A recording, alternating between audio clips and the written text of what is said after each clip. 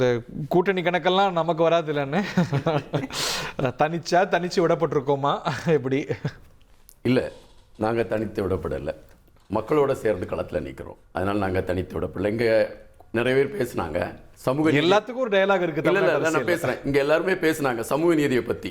ஆனால் இங்கே எல்லாருமே குறிப்பிட்டது அங்கே வன்னியர் இருக்காங்க, இங்கே இந்த பெல்ட் இருக்குது, இங்கே அந்த பெல்ட் இருக்குது, இதை மையப்படுத்தி தான் பேசுகிறாங்க. இப்போ ஜாதியை மையப்படுத்திய ஒரு கட்டமைப்பு தான் இவங்க பல காலமாக கட்டி அமைச்சிட்டு இருக்குது. மீண்டும் அதை தொடர்ந்துட்டு இருக்காங்க அந்த கூட்டணிங்கிறது. எங்களுக்கு பொறுத்த மட்டும் இப்போ அரசியல் களம் கூட்டணி அரசியல் களம் இல்லை. கூட்டணியை பார்த்து மக்கள் வாக்களிக்கக்கூடிய அரசியல் களம் இல்லை. இது மாற்றத்திற்கான அரசியல் களத்தை நோக்கி நகர்ந்திருக்கு இன்றைய உள்ள தமிழக தேர்தல். இந்த நம்மளை ஏத்துக்கிட்டு பலர் வரலாம் இல்லையா அப்படின்னு நீங்க சொன்னீங்களே, அது என்ன கணக்கு? ஏத்துக்கிட்டு வரலாம்னா எங்களுடைய கொள்கை கோட்பாடுகளை ஏற்றுக்கிட்டு வரக்கூடியவங்க வாங்கன்னு தான் சொன்னோம். ஒருத்தர் ஏத்துக்கல இல்ல, மக்கள் எங்களை ஏத்திருக்காங்க. மக்கள் ஏத்திருக்கக்கூடிய மக்களை நம்பி நாங்கள் எங்களுடைய பயணத்தை எடுத்திருக்கிறோம். இதில் நாங்கள் எந்த விதமான மாற்று கருத்துல எங்கள்கிட்ட ஜாதி இல்லை, சமூக நீதியை பற்றி நான் கரெக்டாக பேசுகிறோம். எங்களுடைய கோட்பாடு கொள்கைகளை தெளிவாக எடுத்து வச்சு பயணிச்சுட்டு இருக்கிறோம். ஒரு சுருக்கமான கேள்வி, நீங்க அவங்கெல்லாம் ஜாதி பார்த்து தான் எல்லா கட்சிகளும் வேட்பாளர்கள் நிறுத்துறாங்க, இந்த கணக்கு போடுறாங்க. கண்டிப்பா உங்க வேட்பாளர் தேர்வில் அந்த கணக்கு இருக்கவே இருக்காதா? அந்த எந்த தொகுதியில எந்த ஜாதி பெரும்பான்மையா இருக்குன்னு கணக்கு போடவே இந்திய அரசியல் சட்டமைப்பின்படி இது தனி தொகுதின்னு வைக்கக்கூடிய இடத்துல அந்த தொகுதியை தவிர மிச்ச எல்லா தொகுதியிலும் இவங்க எந்த ஜாதி அந்த ஜாதி எல்லாம் பார்த்தாங்க. நாங்க யாருமே தேர்ந்தெடுக்கல. அது எல்லா வேட்பாளரும் என்ன ஜாதின்னு பார்த்தாலே தெரிஞ்சிடும். இல்ல நீங்க பாருங்க, நீங்க அந்த தேர்தல் களம் அந்த வேட்பாளர் பட்டியல் வெளிவரும் பொழுது அந்தந்த ஜாதியை நாங்க தேர்ந்தெடுக்கல. இது நாங்க பெரியாரின் கோட்பாடுகளை கையில் எடுத்துக்கொண்டு பயணிக்கக்கூடிய திராவிட கட்சியின் மார்பு தட்டிக்கிட்டு இருக்கக்கூடிய இவங்க இன்னைக்கு இதே மேடையில், அதாவது பொதுவாக பேசிட்டு இருக்க இந்த மேடையில், இங்க இந்த வன்னியர் இங்க அவ்வளவு பெல்ட்டா இருந்தாங்க, அதனால அங்க அந்த தொகுதியிலுக்கு அவங்கள கொடுத்தோம், இங்க இவங்களா இருந்தாங்க, திருமாவளவன் தாழ்த்தப்பட்ட ஜாதியை சார்ந்ததுனால அவருக்கு இந்த தொகுதியை ஒதுக்கணும்ட்டு பேசக்கூடிய இன்னும் அந்த கலாச்சாரத்தை இங்க நடத்திக்கிட்டு இருக்காங்கன்னா அது மாற்றத்திற்கான ஒரு அரசியல் களத்தை நோக்கி நகரணும்ட்டு இப்ப மக்கள் முடிவெடுத்து செயலியும் அப்படி இருக்குமா? இந்த கண்டிப்பா அதே எங்களுடைய செயலிலும் தெளிவா இருக்கும். இல்ல அப்ப தலித்துகளுக்கு எல்லாம் பொது தொகுதி தான் கொடுக்க போறாங்களா? ஒரு சின்ன சந்தேகம். அப்ப பொது தொகுதி தோழர் நீங்க திமுக தெரியும், நான் இருந்தாலும் உங்களுக்கு நான் பதில் ரொம்ப நாளாவே காத்துட்டேன். பட் நான் உங்களுக்கு பேசுறேன் தோழர், இருங்க. நான் நீங்க அரசியல் விமர்சகர் இந்த மேடைக்கு வராதீங்க தோழர். கொடுப்பீங்களா? பொது தொகுதி கொடுப்பீங்களா? பொது தொகுதி கொடுப்பீங்களா? நீங்க அந்த பட்டியல் வரைச்சோ பாருங்க தோழர்.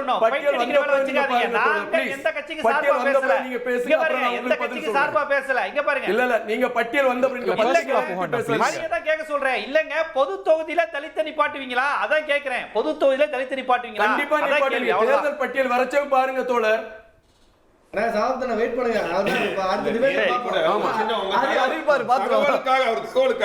நேத்திக்கு ஒரு மீட்டிங் நடக்குது. அந்த மீட்டிங்ல உங்க கட்சியினுடைய கொள்கை பரப்புச்சாளர் யாரு? தாவேக்கனோட கொள்கை பரப்பு செயலர் ராஜ்மகன் அவர் எழும்பூர் தொகுதியில் போட்டியிடுகிறார் அப்படின்ட்டு இன்னொரு முக்கியமான தலைவர் அறிவிக்கிறார். அப்புறம் ஏன் அவரை அங்கிருந்து போட்டியிட வைக்கணும்? எழும்பூர் தொகுதி நீங்க தனி தொகுதி, இந்திய நீங்க அரசியல் சட்டமைப்பின்படி அதை தனி தொகுதி நீங்க தானே சொல்லிருக்கீங்க. ஏன் அவர் போய் அங்க நிக்கணும்? யார் நிக்க முடியுமா? அவங்க தான்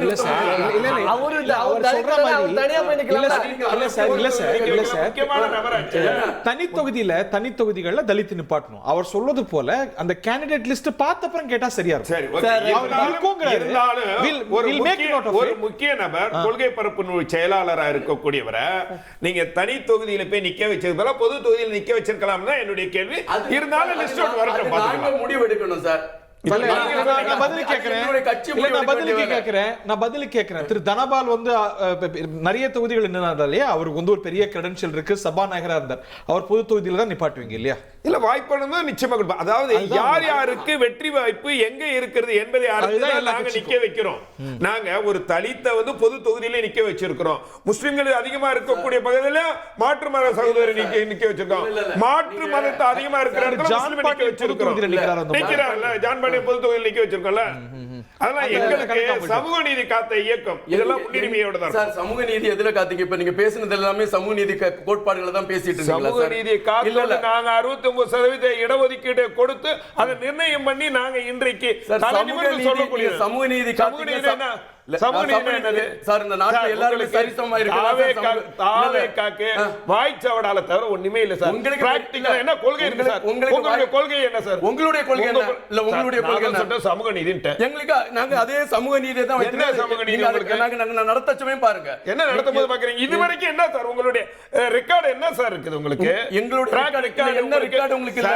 உங்களுக்கு என்ன ரெக்கார்டு இல்ல சார்? முறையில கொள்கை, கோட்பாடு, நிலைப்பாடு எதுவுமே இல்ல. அந்த சமயத்துல அரசியல் அப்படியே தொட்டுக்கணும். முதல்ல யாரையும் சந்திக்க மாட்டீங்க பாருங்க சார். எல்லா உயிருக்கும் சொல்லிட்டு அப்படினா எல்லாருக்கும் எல்லாம் கிடைக்க வேண்டும். சந்திக்க சொல்லுங்க சார். பத்திரிகையாளர் சந்திக்க சொல்லுங்க சார். இன்னைக்கு தூங்கி எந்திரச்ச சிஎம் ஆயிரணும்னு நினைச்சீங்கன்னா அரசியல் காலம் சார். அது தமிழ்நாட்டு அரசியல் நீங்க சாதாரண நினைக்காதீங்க. தமிழ்நாட்டு அரசியல் என்ன நீங்க மாற்றத்தை கொண்டு வந்தீங்க? தமிழ்நாட்டு அரசியல் அவர் பேசுவோம், அவரை பேசுவோம். அவரோட கேள்வி சுருக்கம் வந்து உங்கள்கிட்ட ஒரு செயல்பாட்டு போதாம இருக்கு. அவங்க எல்லாம் எவ்வளவு வேகமா ஓடிட்டு இருக்காங்க.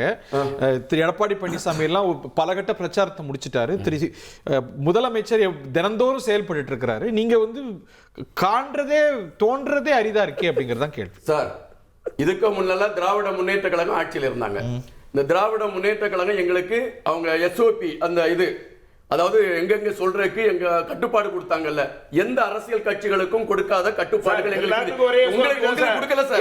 உங்களுக்கு கொடுக்கல சார். நான் நிரூபிப்பேன் சார். உங்களுக்கு கொடுக்கல சார். சார் நீதிமன்றம் கொடுத்த எஸ்ஓபி என்ன கட்சிக்கு எங்களுக்கு சார் கொடுத்தாங்க? பொய்யல கட்டமைப்பு நாங்க எத்தனையோ 51 84 எஸ்ஓபி கொடுத்தாங்க. இவங்களுக்கு எத்தனை கொடுத்தாங்கன்னு உங்களை காட்ட சொல்லுங்க. நீங்க எதுமே உங்களுக்கு தெரியல சார். இன்னொரு சார் நான் புரிஞ்சுக்கிறேன்.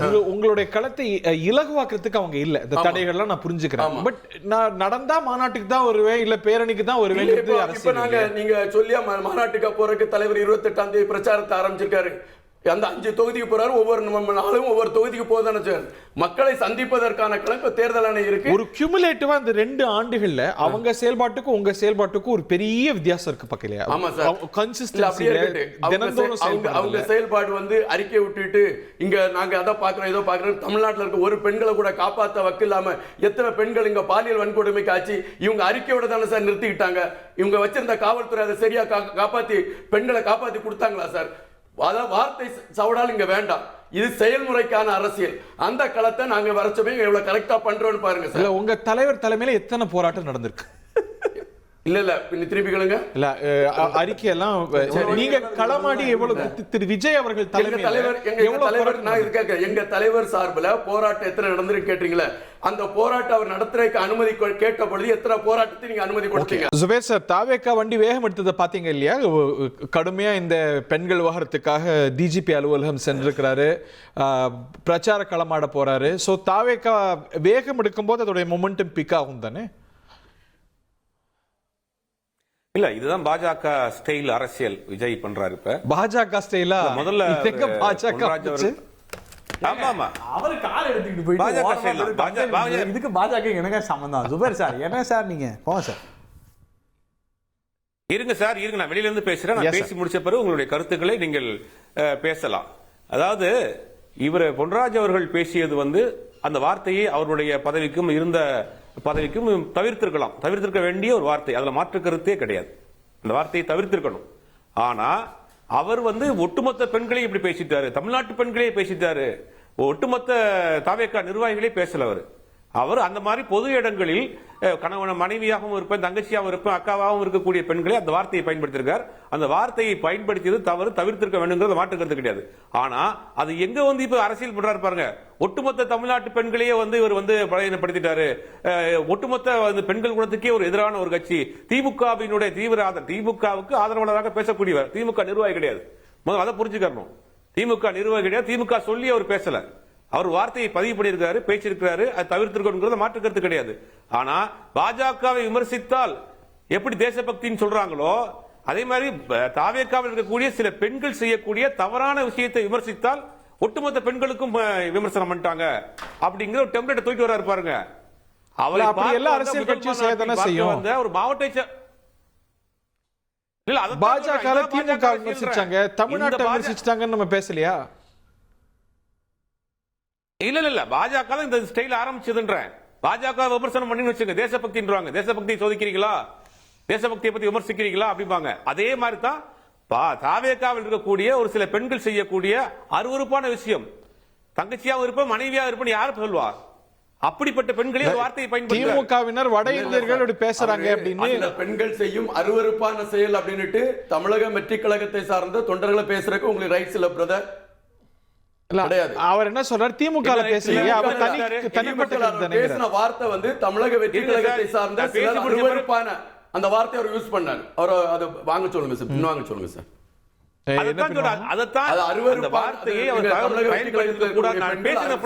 அருவருப்பான சில செயல்களை செய்தார்கள் அப்படின்னு தான் பாயிண்ட். நீ வேணா அதை திருப்பி மனைவியா இருப்ப முண்டாட்டியா இருப்ப யார் சார் பேசுவா? என்னது? இதுக்கு முன்னால் 1977 பெண்கள் என்ன பேசினாங்கன்னு கொஞ்சம் இப்ப வாங்க இருங்க பாருங்க சார். பேசி முடிச்ச பிறகு பேசுங்க. வெளியில இருந்து பேசுறேன். என்ன பேசுறாங்க? கருணாநிதி கலைஞர் கருணாநிதி என்ன பேசுறீங்க? கலைஞர் கருணாநிதி இந்திரா காந்தி அம்மையார் என்ன யாரு பாலியல் குற்றத்தை பத்தி பேச அருகதே சொந்த பொண்டாட்டி வீட்ல வச்சு